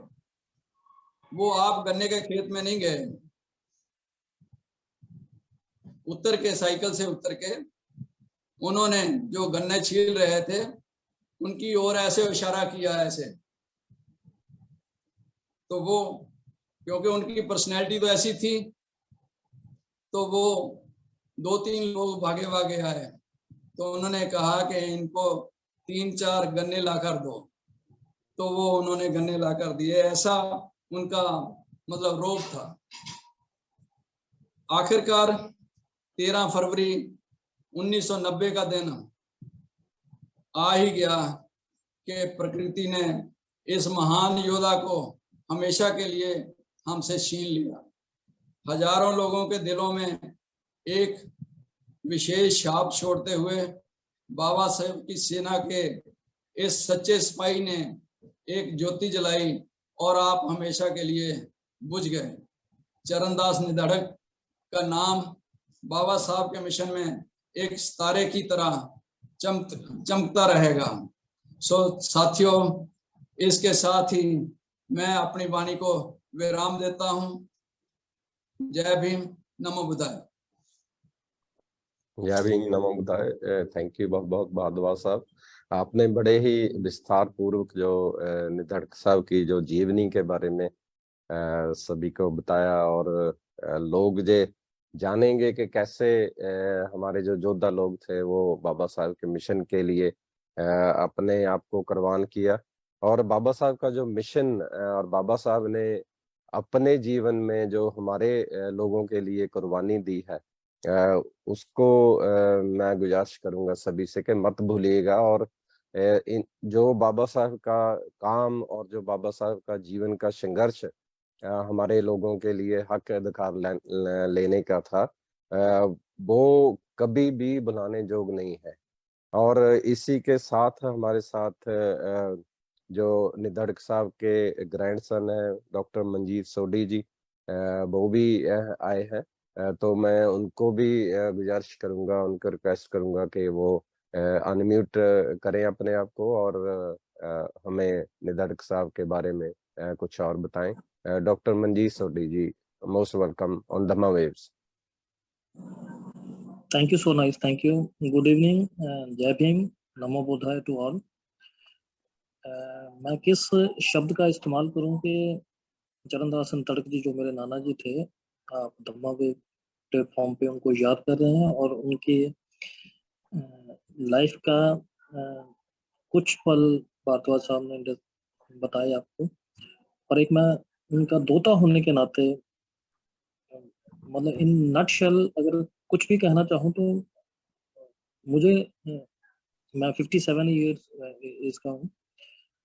उन्होंने सारी उम्र में मेरे ख्याल अम्बेडकरिज्म के अलावा और अम्बेडवाद का बात को फैलाने में, और इतना वो ठेठ पंजाबी और सीधा स्पष्ट बोलते थे कि इतने अच्छे प्रवक्ता थे। कुछ स्टेजों में मैंने भी उनसे सीधा सुना। सारा लाइफ ही उनका ऐसे गया। ईमानदार तो थे ही थे, मतलब और उनके लिए कोई प्रॉपर्टी नहीं है, सिर्फ उनका अंबेडकर साहब का जो उनके ऊपर जो थॉट प्रोसेस का इम्पैक्ट था, उन्होंने अपने लोगों के लिए पूरी जिंदगी जैसे लोग समझ पाते थे, क्योंकि हमारी कम्युनिटी में लोग मतलब सीधी बात को ज्यादा समझते हैं और उनका ये अंदाज काफी सीधा सा था, और उन्होंने जो कविता के रूप में सीधी सीधी बातें और मतलब बातें करते थे, और मैं उनके बारे में और क्या बताऊं कि बस वो सारी उम्र अम्बेडकरवाद में ही लगा है, और उनको याद कर रहे हैं। और मुझे धम्मा वेव पे आज प्लेटफॉर्म पे याद किया, तो ये शायद एक मेरे लिए भी इम्पोर्टेंट डे, इम्पोर्टेंट इवेंट है कि क्योंकि अगर हम किसी से भी कंपैरिजन करें, जो अपने इतिहास या अपने इतिहासकारों को या अपने योद्धाओं को या अपने शहीदों को या अपने पूर्वजों को याद करते हैं, वो शायद एक मतलब एक बढ़ने वाली बात रहती है किसी भी समाज, किसी भी कम्युनिटी के लिए। और जो मैं इस प्लेटफॉर्म से अपने दिल की बात कहना अगर चाहूँ, अगर आप अलाउ करें तो वो जी बिल्कुल बिल्कुल, गो अहेड। हाँ, मतलब जो आज स्थिति है देश की, उसमें अगर बाबा साहब का फार्मूला नहीं इम्प्लीमेंट करेंगे तो शायद जो सब कुछ हुआ, मैं एक profession by profession medical doctor हूँ, वो पंजाब सरकार में सीनियर मेडिकल ऑफिसर इंचार्ज हूँ। तो ये सब आने वाले समय में फिर वही हालात होंगे। जी हम बड़ी साहब और नाना जी जो कर गए, जो बाबा साहब कर गए, शायद लेकिन अगर मेरा इशारे में बात समझे तो ये सब में फिर वही बातें जो छोटी उम्र में ही मुझे पूरी लाइफ निकल गई। जब हल्का समझने की उम्र आई थी तो ऋषि संभूक के बारे में दवाई पे बता दिया गया था और वो बात घर कर गई थी और पूरी लाइफ में हमने कभी भी सेलिब्रेट नहीं किया दिवाली पर। लेकिन ये तो एक इवेंट है, बीइंग ए डॉक्टर। अगर आप मनोहर जी भी मेरे जानकार हैं, काफी 30 साल के बाद ही शायद एक दूसरे के संपर्क में आ रहे हैं और बीमारी को डायग्नोस बहुत लोग कर भी पा रहे हैं, ऐसी बात नहीं है। लेकिन इसका ट्रीटमेंट क्या होना चाहिए या इसको कैसे खत्म होना चाहिए, अगर नहीं कर पाए तो जो जहां से उठे हैं वहीं जाने की स्थिति में। और मैं ये इंटेलेक्चुअल्स बैठे हैं मतलब दमा वेब्स और इस प्लेटफॉर्म पे, तो सभी को कोई ना कोई एज ए, मैं अपनी भाषा में बात करूँ तो कोई इंजेक्शन, कोई टैबलेट, कोई कैप्सूल, कुछ ना कुछ देना ही होगा, नहीं तो फिर वो स्थिति आने वाली है। ये बात सोचते अगर ऐसा भी I am optimistic also, depress होने वाली बात नहीं है मां, लेकिन काफी जद्दोजहद है। आप तो जैसे दुश्मन यूज गलत नहीं है, क्योंकि दुश्मन इज वेरी स्ट्रॉन्ग और जो हो रहा है वो मोस्टली पूरी दुनिया के इंटेलेक्चुअल को समझ आ चुका है। मैं इस बात के लिए अगर मेरे सहयोग की कहीं जरूरत पड़े तो मैं भी अपने नाना की तरह तो नहीं कह सकता, लेकिन उनका आशीर्वाद लेते हुए शायद सारी उम्र उसी ईमानदारी में ही गुजार दी है और बहुत कुछ अभी बाकी है जो करने का। थैंक यू सो नाइस और सभी लोगों का बहुत आप बहुत तो थैंक्स, स्पेशली जी बाली जी और जी बाली परिवार सभी जी डॉक्टर गड्डी साहब, जी तो जी नाइस ऑफ डॉक्टर यू, साहब, हमें याद किया, थैंक यू। याद कर रहे हैं और मुझे कुछ पल आपने बर्दाश्त किए। Thank you so nice. जी जी हम जी जानना चाहते हैं कुछ, जैसे आप तो बचपन से उनको देखा है, डॉक्टर साहब को आपने टाइम भी उनके साथ गुजारा होगा, तो उनका कोई स्पेशल इंसिडेंट जिंदगी का कोई आप बता सकते हैं डॉक्टर साहब का, जो कहीं आपने देखा हो? किस संदर्भ में? जो मिशन के संदर्भ में, जो मिशन के रिलेटेड कोई ऐसा इंसिडेंट आपको याद हो, अगर आपने कहीं कोई देखा हो। 90 में गए हैं तो 90 में 65 बॉर्न में 35 साल तक जितना 25 में 25 नानका कर गया हो। जब मैं जैसे जाना शुरू हुआ 65 में बॉर्न, 24 मार्च 65 के बाद 70 या 72 में जब भी याद हो, जैसे आज लोग नमस्कार, सत श्री अकाल, आदाब, अस्सलाम वालेकुम, गुड इवनिंग, राम राम, जय गुरुदेव बोलने का है। तो मेरे नान के घर में जो शब्द था एक दूसरे को कन्वर्सेशन स्टार्ट करने से, तो वो जय भीम था। अगर आज याद करूं तो जय भीम तो सभी बोले जा रहे हैं, लेकिन जय भीम शायद बहुत ही, वो शायद अभी बीएसपी के एमएलसी साहब भी बोल के, जो साहब कांशीराम कर गए वही जय भीम है, बाकी सब नहीं है जय भीम। और ये छोटी बात नहीं है, बोलने को तो बहुत कुछ है, लेकिन किसी शख्स का या किसी पर्सनालिटी का पूरी जिंदगी सिर्फ एक मकसद के लिए गुजार देना, ये शायद मेरे लिए ये गर्वशाली बात है कि मैं उनका दोता हूँ, क्योंकि जब वो इस दुनिया से गए हैं अगर पंजाबी च गल करा तो उन्होंने 4 बाटियां उन्होंने कमरे च सी और जिस कमरे में रह रहे थे वो भी अम्बेडकर वादियों का ही दिया हुआ वो कमरा था, तो उनकी कोई प्रॉपर्टी। और अपनी ना बात रखते हुए मैं भी अपने बाप के घर में रह रहा हूँ, मैं भी पूरी उम्र प्रॉपर्टी नहीं खरीद पाया, ये भी मुझे, लेकिन ये पर्सनली ईमानदार होना कोई बुरी बात नहीं है, लेकिन जो बेईमानों ने जो बेईमानी से इस समाज और देश के लिए नुकसानदायक शक्तियां हैं, उनको कैसे कुचलने का, बिना सांप भी मर जाए और लाठी भी न टूटे, वो अभी उपाय बहुत दूर है देखने से। ये ऐसा नहीं है कि इम्पॉसिबल नहीं है। तो उम्मीद करूंगा कि जैसे ही more peoples education doesn't mean कि आप इंजीनियर, डॉक्टर, एडवोकेट हो गए। Education about your future, education about your past history, right, and vision about your future, ये शायद एजुकेशन का मोस्ट इम्पोर्टेंट। जी, हरवंश बिरदी जी लंदन से एक क्वेश्चन पूछना चाहते हैं। जी, थैंक यू सो मच। जी डॉक्टर साहब, हरवंश बिरदी जी आपसे कुछ मैं क्वेश्चन नहीं पूछना चाहता जी। मैं नधड़क साहब के साथ मेरा जब लंदन आए थे काफी तल्लुकात, क्योंकि मैंने भी रहने के लिए जगह फगवाड़ा में खरीदी, तो एक बात उनकी मुझे बहुत याद आती है। तो जब मैं फगवाड़ा में, मैं इंग्लैंडियों की तरह हर बात कार में नहीं जाता, तो मैं फगवाड़ा में चल के जा रहा था, तो वो तुरला छोड़ा हुआ है वो तो पहचान जाते थे, तो मैंने उनको रोक लिया कि बुजुर्ग बुजुर्ग कहाँ हो, तो वो रुक गए। तो कहते हैं अरे बिरदी तुम फगवाड़ा में, तो चलो मैं पहले बातचीत करते हैं। तो एक जूस वाला था उसके पास ले गए, तो जूस वाले को कहते हैं कि अरे भाई एक ये लड़के को जूस पिलाओ।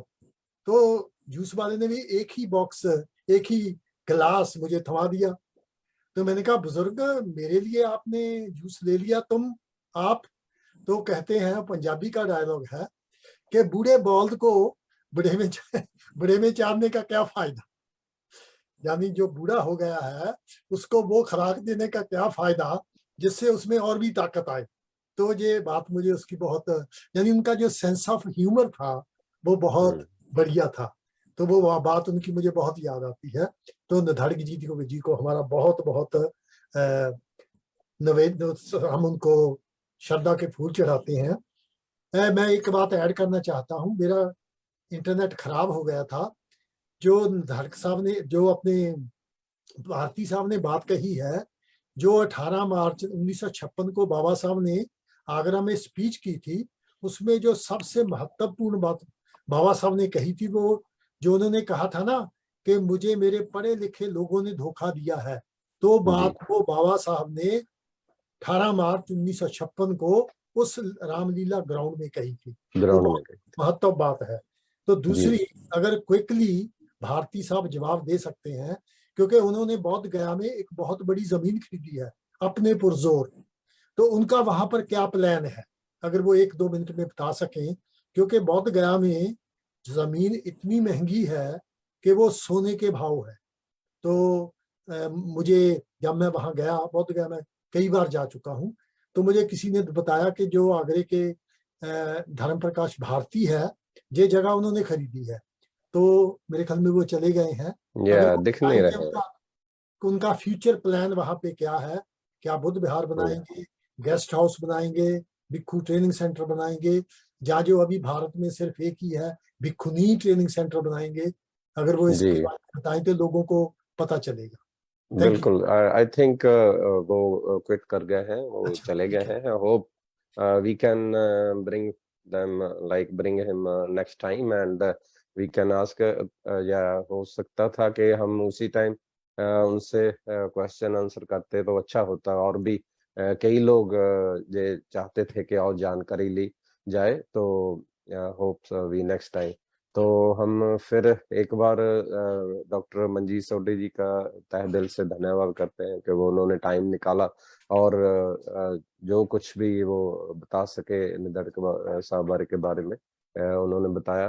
तो हम धन्यवादी हैं भारद्वाज जी के, जिन्होंने नधड़क साहब जी की पूरी जीवनी के बारे में बताया, और जो उन्होंने कविता लिखी थी उसमें जो बाबा साहब के लिए डेडिकेशन जो शो हुआ उनका बहुत ही श्लाघायोग्य, क्योंकि ऐसे लोग जो बाबा साहब के मिशन के लिए प्रचार प्रसार के लिए जो अपनी जिंदगी लगाते हैं वो कभी भी भुलाए नहीं जा सकते। और फ्यूचर में भी जो हमारे और भी योद्धे हैं, हम उनको भी उनके जो रिलेटिव हैं, उनके जो फैमिली के उनको लाएंगे और उनके बारे में बताएंगे। जैसे हमारे जहाँ वैंकूवर से मोहनलाल करीमपुरी जी हैं, लक्ष्मण बिरदी जी हैं, बिरदी फैमिली से हैं, तो उनके बारे में भी टाइम टू टाइम हम आपको लाएंगे। और इसके साथ ही मैं तहे दिल से शुक्रिया करता हूँ अपने हरवंश बिरदी जी का, मनोहर बिरदी जी का, और हमारे आनंद बाले जी, जो सभी लोग जो धम्मा वेव्स के टीम है और दिन रात जो इस प्रोग्राम को बनाने में, तैयार करने में जो अपना टाइम देते हैं, अपना समय देते हैं, और जो पूरी जानकारी बाबा साहब के बारे में, धम्म के बारे में लेकर आते हैं। हम धम्मा वेव्स की पूरी टीम इन सभी का बहुत बहुत तहे दिल से शुक्रिया करते हैं। डॉक्टर सुजाता जी जो नागपुर से हमेशा ही काफी मेहनत करके जो हमारी हिस्ट्री है, हमारा इतिहास है, हमारे लोगों तक पहुंचाते हैं, हम उनका भी तहे दिल से शुक्रिया करते हैं। और इसी के साथ जो आज का जो हमारा प्रोग्राम है खत्म करने से पहले मैं जो धम्म पद से बिरदी साहब का, जो हरबंस बिरदी जी का, जिन्होंने पंजाबी में 100 जो बुद्ध की शिक्षाओं का जो उल्था जो पाली से जो पंजाबी में किया है, ट्रांसलेट किया है, उसके साथ हम ये मैसेज देना चाहते हैं। जो धम्म का मैसेज है, जे चित्त, जे मन बहुत मुश्किल से काबू में आता है। जहाँ इसका चाहता है, जे मन जहाँ चाहता है तेजी से चला जाता है। जैसे आप देखते हैं कि हमारा मन जहाँ से कहीं भी एक सेकंड से पहले ही चला जाता है। जे बिरदी साहब ने जो इसका ट्रांसलेट बहुत अच्छा किया है। जे चित्त बहुत मुश्किल से काबू में आता है, जहाँ इसका मन चाहता है तेजी से चला जाता है। इसीलिए मन को काबू में रखना बहुत अच्छी बात है। काबू में रखा हुआ मन सुख देता है। जो बुद्ध का जो शिक्षा है कि जैसे हमारे गुरु गोविंद ने भी ये मैसेज दिया है, मन जीते जग जीत। और जो मन है जो इसको अगर कंट्रोल कर लिया जाए तो बहुत अच्छी बात है, जो सुख देता है।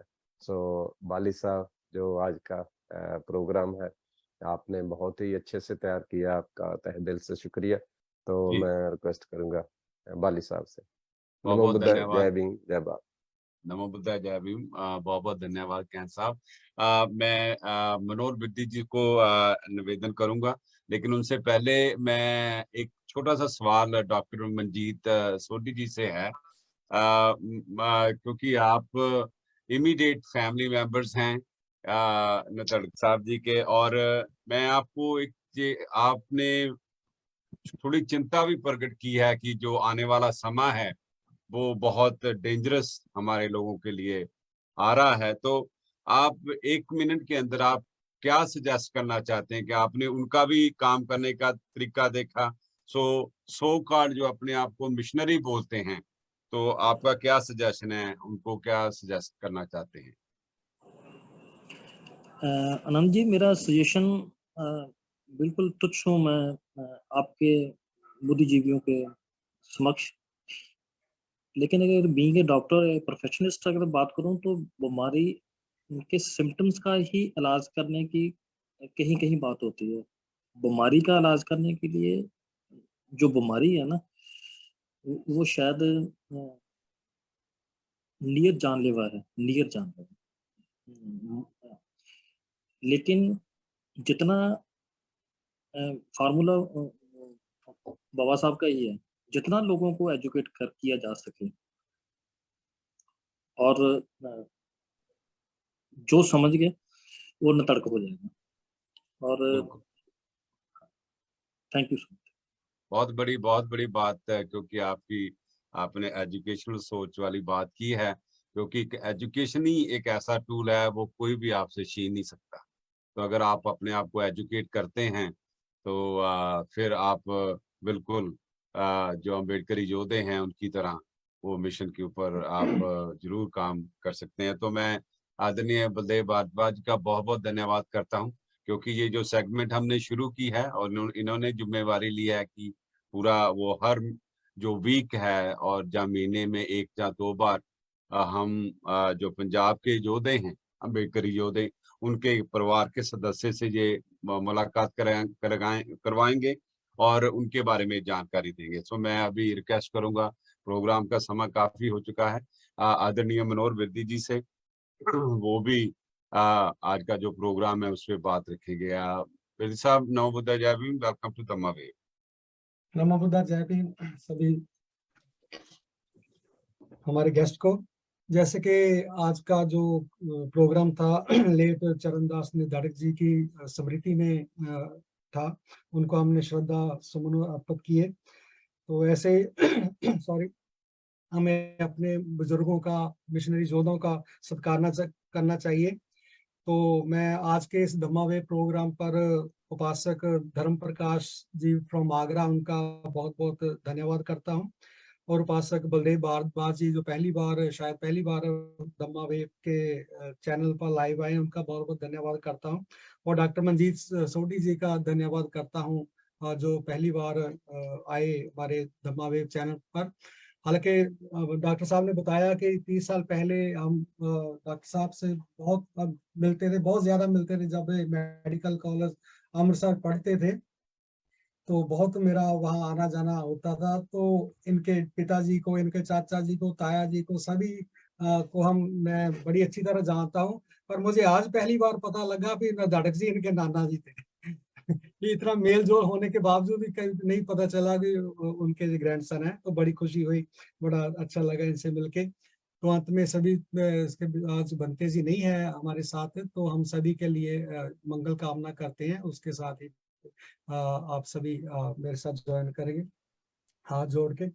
भवतु सब मंगलं रखन्तु सब देवता सब बुद्धानुभावेन सदा सोति भवन्तु ते। भवतु सब मंगलं रखन्तु सब देवता सब धम्मानुभावेन सदा सोति भवन्तु ते। भवतु सब मंगलं रखन्तु सब देवता सब संगानुभावे न सदा सोति भवन्तु ते। साधु धन्यवाद। बहुत बहुत धन्यवाद विरदी साहब। और हमारे साथ धर्म प्रकाश भारती जी फिर दोबारा जुड़ गए हैं। तो जो क्वेश्चन हरवंश विरदी जी ने पूछा था, अगर उसको थोड़ा क्लियर कर पाए तो विरदी साहब गो हेड। अगर क्योंकि हमने 2 मिनट हैं, हमारे सिर्फ 2 मिनट बचे हैं, तो go ahead with the question and then he can answer.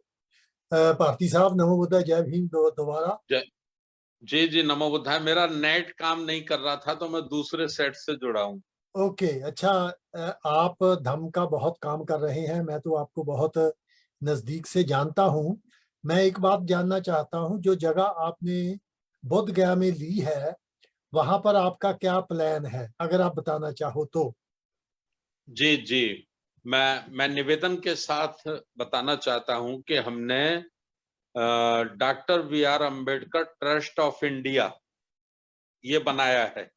वो जो जमीन खरीदी है हमने ट्रस्ट के नाम खरीदी है, किसी व्यक्ति के नाम नहीं खरीदी।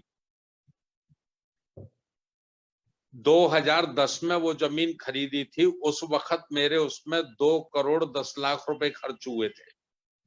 साधु साधु साधु। आज की तारीख में वो 10 करोड़ से ऊपर की संपत्ति है। मेरा मकसद उसके पीछे ये है कि हम वहां पर बाबा साहब डॉक्टर अम्बेडकर जी के नाम से धर्मशाला बनाएं और एक उसमें भिक्षु ट्रेनिंग सेंटर बनाएं।